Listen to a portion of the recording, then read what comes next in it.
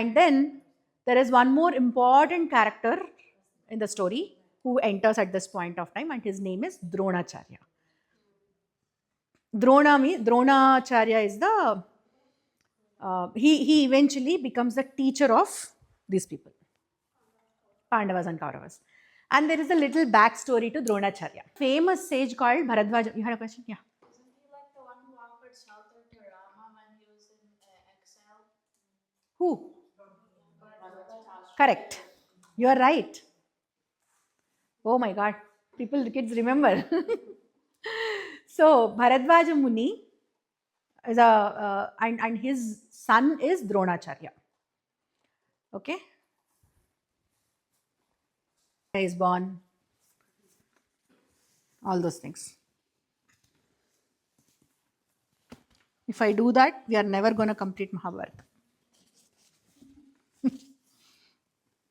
So he is born to Dronacharya and Bharadwaja Muni and the Apsara called Ghrutachi. You don't have to remember, I'm just telling you.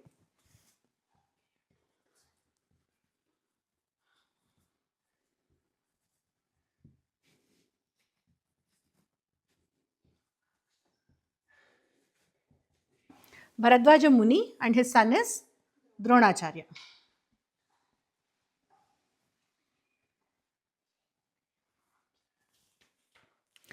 And then there is a king. There is a kingdom called Panchala Desa, and king for that Panchala Desa is Prushata. Okay, Prushata has a son called Drupada.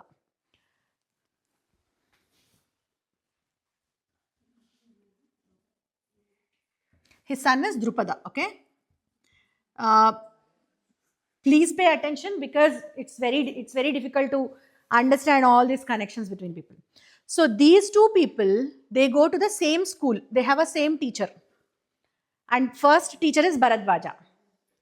And then later they go to a teacher called Agnivesha. Agnivesha is son of Agni. Yes. So his dad is their teacher? His dad is the teacher. Yes. So Bharadwaja Muni has a Gurukulam. Gurukulam is where lot of kids come from all around the world. It's a school kind of a thing, and they get their education there.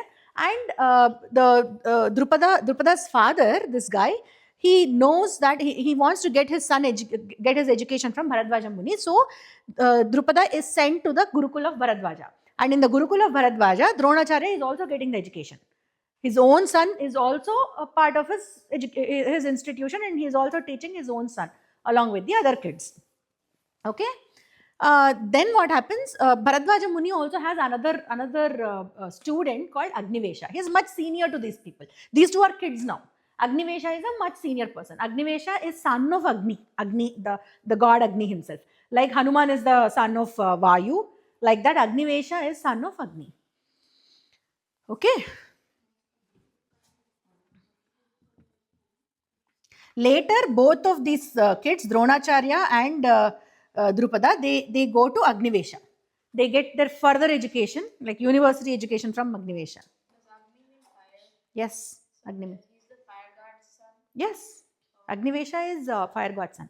And from there, this guy gets Agneyastram. It's a one of the very important weapons. He gets it from Agnivesha. Okay. And he gets best of the education from these two people. In future, and over a period of time, Drupada goes back to his kingdom because naturally Drupada and Dronacharya are very thick friends. When they are kids, they gelled very well, and Drupada used to do a lot of favors to Dronacharya. He used to do things that Dronacharya likes, stuff like that. And Drupada gives him a word, Drona, I will become king one day, and when I become the king, you come and ask me for anything, I will give you. There is nothing that you will not be denied any comfort or anything that you ask for. That's what he says. And time passes by. Both of them, they part ways. Drupada goes back to his kingdom. What is his kingdom? That's why I asked you to. Panchala Desa. Kingdom is Panchala. Okay, he goes back to Panchala Desa, and Dronacharya is in the same hermitage as his father, and he is doing tapas and everything. He is leading a very peaceful, calm life. Yes, yes, he was a king. Then, with time, he passes away, and he hand over the entire kingdom to Drupada. Okay, then Drupada is now the king, and Dronacharya is in his hermitage doing his penance, whatever it is. And then after a few years, he gets married to Krupi. Who's Krupi? Sister. Where is Krupacharya and Krupi living? They are in Hastinapura, right? Okay. Dronacharya gets married to Krupi, and they have a son. Yes, So is that how he knows the Pandavas? correct. Correct. We'll come to that. I'll come to that in a while. There is so much drama that happens even before he meets with Pandavas. Okay. Now, these two have a kid, and his name is Ashwathama. Yes. Ashwathama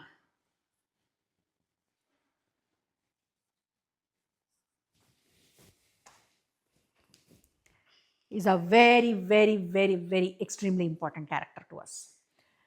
Okay, Ashwathama is born. Ashwathama is born with the money on his forehead.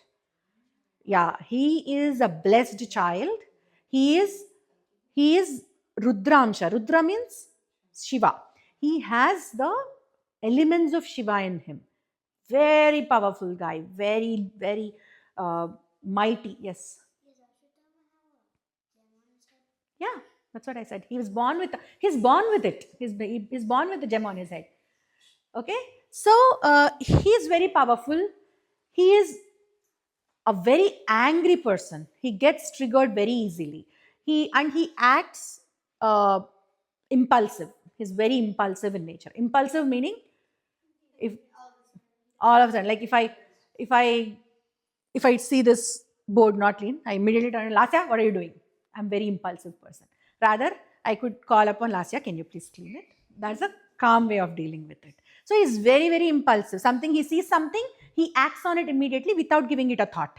If I see someone doing something naughty, there are multiple ways to handle it, but he chooses the most violent way.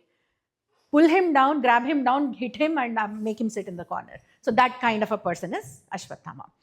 Okay? And a lot of people play a lot of important roles. So I should stop saying he's very important in the story. Right? So now we know the Dronacharya has a son Ashwathama. But Dronacharya is not actually making any money, right? He's just sitting in he's not even running a Gurukulam. He's just sitting in a hermitage and praying. But they have to bring up the kid. Kid is hungry, like he wants to eat. He's so super hungry. He's not even in a position to provide food to the child. And he's not interested in money making. He just wants to do his tapas, penance, and everything, and lead a very peaceful life. That kind of a person is Dronacharya. So once what happens, Dronacharya gets to know that this person, who we constantly get back in the story, Parasurama earns a lot of wealth. He's going around the world killing Kshatriyas. He earns a lot of wealth. He gets a lot of land, and Parashurama is giving away everything to people because he is also not a greedy person. He wants to give away, and he wants to go and do a penance. He wants to go back to Himalayas. So Dronacharya gets to know that Parashurama is doing that, and he goes to Parashurama and asks, "Give me some wealth. I need some something with which I can take care of my family." But Parashurama says, "You are a little late. I have given away everything. I have given away to Kashyapa. Kashyapa came and took everything. All that I have, there are only two things left with me. One is my life, my own self, and the second is the archery that I have, the vidya that I have learned, the education that I have." Then Dronacharya says, "What will I do with your life? I don't need your life. Teach me archery. Give me vidya." And then he becomes a student of Parashurama. He gains even more knowledge. So that is the story of Dronacharya. But still his finances are not taken care yet, right? Now Dronacharya thinks about, oh, maybe it is time for me to go and talk to Drupada. He may be able to help me because Drupada has always given me a word. He used to say that so many times while we were children. So I'll go back to Drupada. He goes to Panchala Desa and meets with Drupada.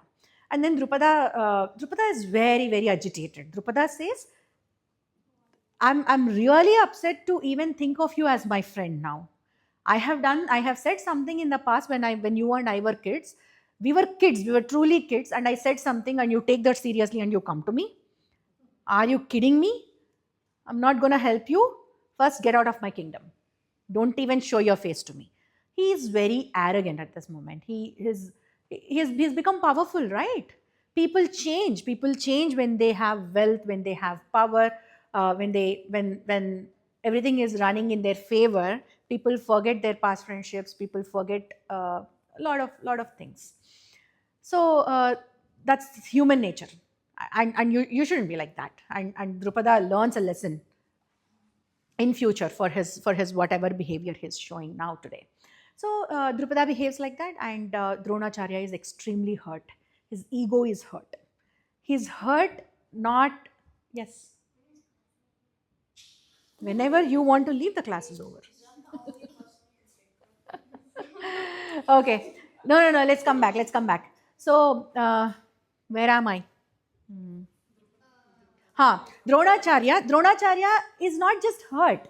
His ego is crushed. He's like, how dare he talk to me like that? Oh, he talked to me like that. I'm sad, I'm crying, and after some time somebody comes and consoles me. I forget it and move on. That's not the kind of a person Drona is. Drona keeps this in his mind for a very long time. So many years to come. He is just sitting on this and he is like, Drupada did this to me, Drupada did this to me, Drupada did this to me, and he just walked on my ego. That's what he's thinking. That is the nature of Dronacharya. So, Krupacharya is still in Hastinapura, right? So, on the way back, this guy goes and stays with Krupacharya for some time. And he knows that there are princes here, 100 plus 5, who he could teach and all of that. So one day what happens, and Dronacharya is there, but his mind is not very clear. It's always clouded. He cannot eat properly, he cannot sleep properly, he cannot think straight. It is showing in his physical feature, is the physical this thing also. He has become very thin.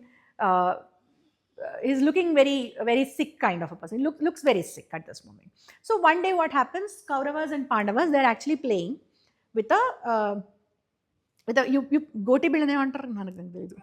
Seven stones. Have you ever seen things like 7 stones or goti? Or think of it as a ball. They're playing with a ball. Something like that. So that ball falls in a well which doesn't have any water, and nobody is able to bring that ball up.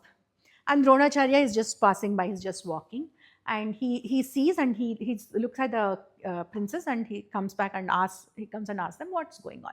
They say, okay, this ball has fallen into the well and we are not able to get it.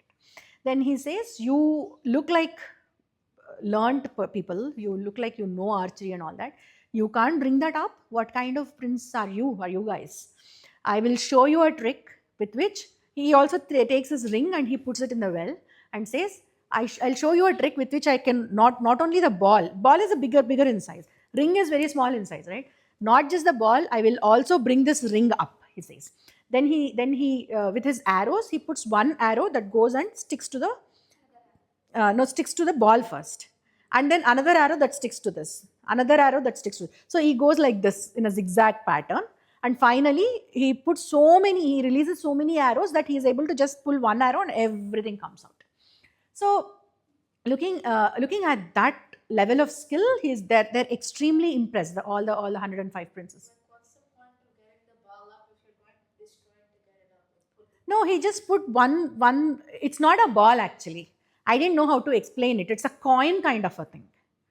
I don't know how to explain. That's why I just took the example of a ball. But it's actually not a ball. They are taking they are not putting their hands. They cannot put, right? They cannot put. What he's saying is, if you have put an arrow into the ball, the air is gone, then what's the point in getting something which is not useful? That's a valid question, but it was not a ball. It was something else. I don't know how to exactly translate it into English, so I'm using the word ball. So he also gets his ring in the similar fashion. He sticks the arrow to the ring in such a way that it you put something and you open it up like this. It's like a ఏమంటారు, hook kind of a thing, and then from there he puts more arrows and he brings it out. So looking at his skill, and then they go, all the kids go and report this to Bhishma. They tell Bhishma that there is a guy, he's very fragile to look at. He's looking, they explain his physical features as a fragile person who's thin and everything. And this guy did this and brought whatever was there in the well outside. Looking at that, Bhishma immediately understands it is none other than Dronacharya who is there. How does Bhishma understand? They have the same teacher. Parashurama was also the teacher of Bhishmacharya, right? Bhishma. So he knows that someone who can do this is could be none other than this guy, Parashurama's student. So he goes and he requests Dronacharya to be the next teacher to all the Kauravas and Pandavas. And Dronacharya starts teaching them. When Dronacharya starts teaching them, that is when Arjuna's skills come out. Arjuna becomes a great archer. We will learn about it in future. Karna is also one of the students in Dronacharya's class. Dronacharya teaches a lot of people. You know what happens? Okay, now Dronacharya has this in the back of his mind, right? At some point of time, he wants to take a revenge with Drupada. And he ends up taking the revenge with Drupada. And Drupada gets another son who has the capabilities to kill Dronacharya. And Dronacharya is the one teaching that guy also, knowing the fact that he's going to kill him in future. So that is the greatness of the teacher. If somebody comes and requests you to teach something, even though you know that that person is the one who's going to bring you down in future, these teachers had that, I don't know what to call these qualities in English also. Audacity, no. Generosity, maybe yes. And they have so much of respect towards their profession, and they're all dharma abiding, right? Dharma doesn't allow you to deny a able student. If the student has the abilities, you have to teach them. There is no other way of it. And all these people, they have that kind of commitment towards their profession. They are committed teachers. He has a lot of respect towards his profession, and that's why he is able to do this. So Dronacharya's Gurukula is very famous back in the day. He teaches not only Kauravas, Pandavas, Karna, kids of Drupada. Name them; they are all the teachers. They are all the students of Dronacharya. So yeah, that's it for today. Yes. He knows. He knows.